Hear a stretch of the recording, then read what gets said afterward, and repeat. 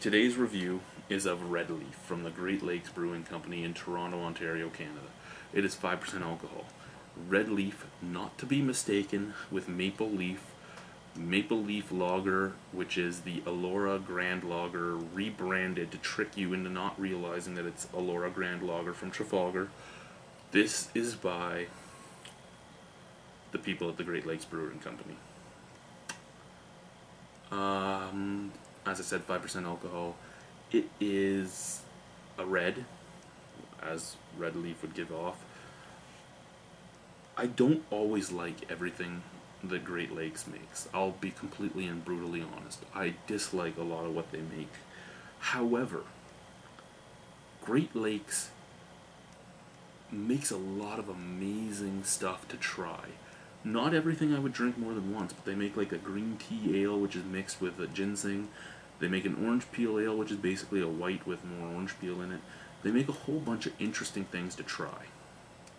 They make the Crazy Canuck, which I hate, but they make the Devil's Pale Ale, which is pretty close in IBU. Well, not pretty close. It's a high IBU beer as well, and I actually like that one. So it's not just that they make high IBU beers, but I mean, they're fun. They're fun to try. They come up with some great names. They come up with some great cans. They come up with some great ideas, and whether you like them or not, they're fun to try. Now, this is a red ale. It's not really looking quite true to this. Well, actually, now that it's thicker and in the can, well, out of the can, it actually does have that red ale look to it. Just slightly. It's just starting that amber hue, just starting to get that orangish look to it. There was a good 2 fingers ahead. It's fading super quickly, so obviously no antifreeze in this glass to keep the head around.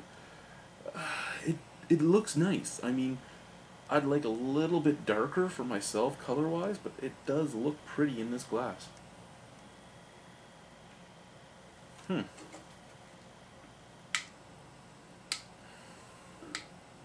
It has floral hops coming through, and when I say floral hops, I mean it has the like Bavarian hop smell. A little bit of caramel, some nice sweet malt.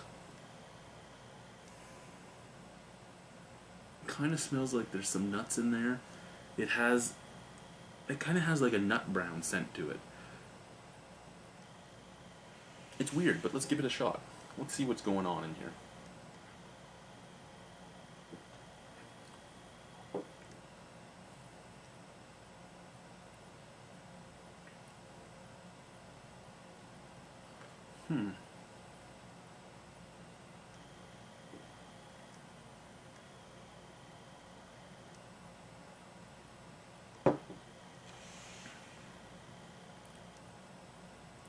Sweet malt, roasted malt at that.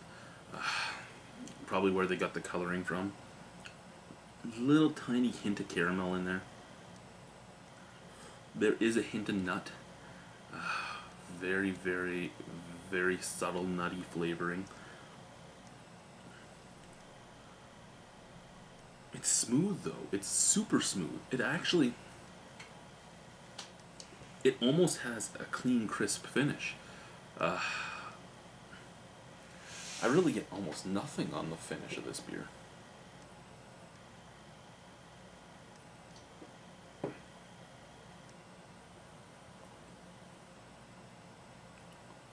You drink it, after you get the roasted malt, the caramel and the nuts, you kind of get a plateau of nothing for a second, then you get a very subtle hoppy bitterness that lingers, almost like a Pilsner bitterness, but more subtle, and that fades off. It just kind of leaves a slight bitter, caramelly feel in your mouth. It's actually quite nice. Excuse me.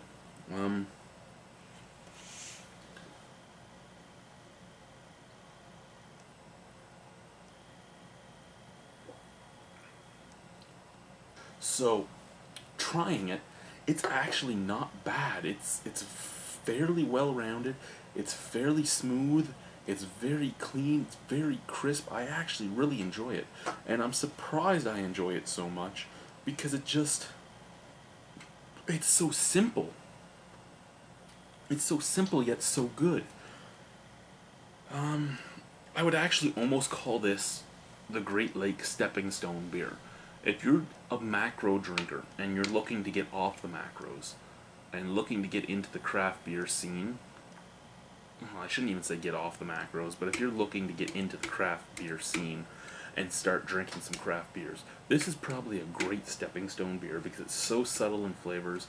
It's actually, I'm not going to say it's like a macro, but flavor-wise it sort of is because it's subtle flavors. You can pick up a lot of flavor. There is a good deal of stuff going on in here, but it's subtle. It's not in your face. It's something that the mass majority could drink and could enjoy. So for that reason alone, I think this is easily worth a 7.75 out of 10. I was going to give it an 8, but the tastes are just a little too subtle for me to give it an 8. It is a really good drinking beer. It is a really currently easy to find beer, and you're buying local. You're supporting a brewery in Toronto by buying this. So if you get a chance to try this, go ahead and try it.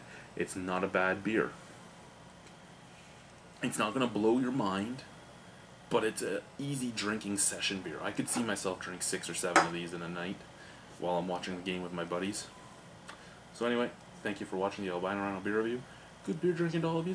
Have yourselves a wonderful, wonderful day. Bye-bye.